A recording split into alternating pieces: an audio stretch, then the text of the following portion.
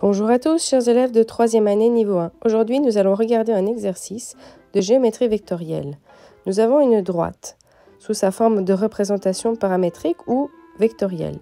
Et ensuite des points. Chacun a ses coordonnées x, y, z.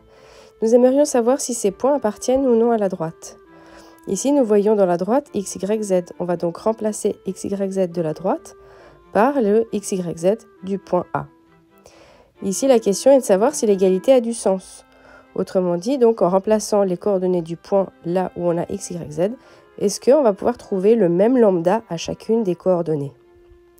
L'idée ici est donc de décortiquer coordonnée par coordonnée et de chercher ce nombre lambda, ici, voir s'il est le même à chacune des lignes. Si vous avez compris le but de l'exercice, essayez de résoudre seul avant de continuer la vidéo. Donc ici, on voit qu'à la première et deuxième ligne, on trouve moins 1, mais à la dernière ligne, on ne trouve pas moins 1. Conclusion, le point A n'appartient pas à la droite ici, appelée D. Faites attention à la notation.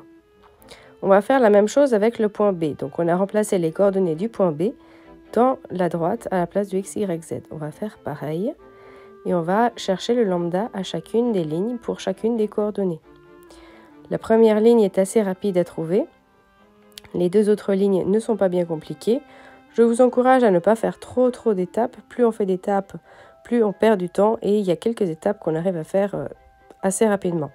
Donc on voit qu'on arrive à chaque fois à la valeur de 2. En conclusion, comme c'est toujours la même valeur, ici on va dire oui, le point B appartient à la droite D.